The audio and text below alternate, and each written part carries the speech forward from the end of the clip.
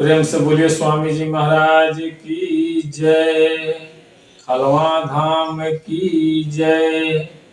बड़ी सौभाग्य की बात है कि आज सत्संग आयोजन किया गया है और ये महाराज जी का कृपा है कि आज महाराज जी ने प्रेरणा दिया। देखिए, मन इसको जिधर हम लगाएंगे उधर ही भागेगा। आप लोग देखे होंगे कि जो काम आप करते हैं और उस पर लगे रहते हैं तो वह कार्य आपके हृदय में हमेशा होते रहता है कि नहीं, ये करना, इसके बाद ये करना। लेकिन जैसे ही उस कार्य को छोड़ के आप सोचते हैं चलो थोड़ा इसको भी कर लेते हैं, तो जैसे इसके तरफ जाएंगे तो ये जो परमात्मा का प्रकोप है वो थोड़ा धीमी हो जाता है और जो प्राकृतिक का प्रकोप है वो बढ़ जाता है। जीवन दो धारी तलवार है भाई। आप जिधर चलेंगे उधर ही आपको जाना है। अगर आप सोच रहे हैं कि प्रकृति में रह करके परमात्मा का ध्यान कर ले, नहीं होगा। अगर आप सोचते हैं कि परमात्मा में रह करके प्रकृति का ध्यान कर ले, नहीं होगा। आपको समय पहचानना होगा कि कौन सा समय परमात्मा का है, कौन सा समय प्रकृति का है। अगर आप समय नहीं पकड़ोगे, आप समय नहीं पहचानेंगे तो फिर आपका कल्याण नहीं होगा। आज देखिए, सारे लोग कहते हैं, जितने भी हिंदुस्तान में कथावाचक हैं, बहुत से लोग रामायण चौपाई अनेकों कह रहे हैं, लोगों को सुना रहे हैं, वो अच्छा लग रहा है। क्यों? वो इसलिए अच्छा लग रहा है कि उससे वो सिर्फ दिखाने के लिए है कि हम इस मार्ग से हम जाएंगे तो हमारा जीवन धन्य होगा। लेकिन उन लोगों से अगर पूछ दिया जाए कि गुरुदेव आपने इतना अच्छा बात बोला तो ये होगा कैसे, ये है क्या, तो सीधे बोलते हैं कि नहीं मैं नहीं जानता हूँ ये क्या है, किसी संत से पूछो। ये किसी संत से आप जाकर के पूछिए। हम तो भैया कथावाचक हैं, हम कथा बाजते हैं, हमको जो समझ में आता है हम कहते हैं। लेकिन अगर सच्चाई जानना है तो आपको संत के पास जाना पड़ेगा। कोई बड़ी बात नहीं है अपने आप को जानना। श्री सदगुरु भ्यवनम भक्ति योगाश्रम खलवा का शिष्य मैं दुबे जी, हम शुरू से कहते आए हैं कि आप जैसा विचार बनाएंगे वैसा ही आपका कर्म होगा। आप पहले विचार बनाइए, आप पहले सोच बदलिए। आप सोच बदल लीजिए कि हमको परमात्मा का ध्यान करना है, हमें प्राकृतिक से भी लेना है, हमें परमात्मा में भी देना है, तो परमात्मा भी आपसे खुश रहेंगे और प्राकृतिक भी खुश रहेंगे। घर के अंदर रह करके सारा काम घर का करते हुए अगर जो आपका समय, जो आपका निजी समय है, उस समय में अगर परमात्मा का ध्यान करते हैं तो प्राकृतिक भी आपको छोड़ देगी और परमात्मा भी आपको अपने पास बुलाएंगे। बुलाने का मतलब ये नहीं हुआ कि शरीर छोड़ के आप चल देंगे, नहीं, ऐसा नहीं है। शरीर में रहते हुए भी आप शरीर में नहीं रहेंगे। आप लोग देखे होंगे बहुत जगह लोग बैठा रहता है, बात करता है, सामने वाला बोलता है कि आप कहाँ हैं, वो बोलता है यही तो हूँ। तो नहीं, आप यहाँ नहीं हैं, आपका ध्यान कहीं और है, शरीर यहाँ। आप लोगों ने सुना होगा ऐसा होता है।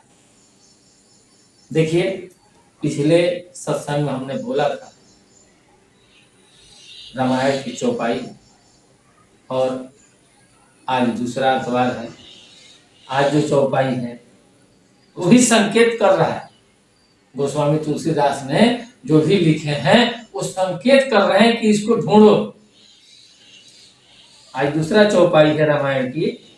सुकृति संभूतन विमल विभूति मंजुल मंगल मोद प्रसूति जनमन मंजू मुकुर मलहरणी आकिए तिलक गुण गण बस कर। तो ये कितना साफ साफ शब्दों में लिखा है उन्होंने। इसका अर्थ भी इसमें लिख लिया है, वो नहीं लिखे, लेकिन इसका अर्थ जो है हमारे जो बुद्धिजीवी लोग हैं उन लोगों ने लगाया। क्या लगाए? साफ साफ शब्दों में लिखे हैं, वह रज सुकृति पुष्पवान पुरुष, पुण्यवान पुरुष रूपी शिव जी के शरीर पर सुशोभित निर्मल विभूति है।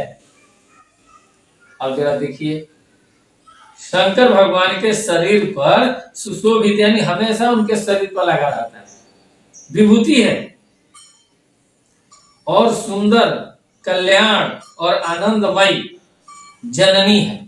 यानी जैसे ही वो आपके पास जानकारी हो जाएगा स्वरूप का, तो आपको आनंद ही आनंद आने लगेगा। ये रामायण में लिखा है, आप पढ़ सकते हैं। भक्त के मन रूपी सुंदर दर्पण को, मैल को दूर करने वाली और तिलक करने से गुणों के समूह को वश में करने वाली।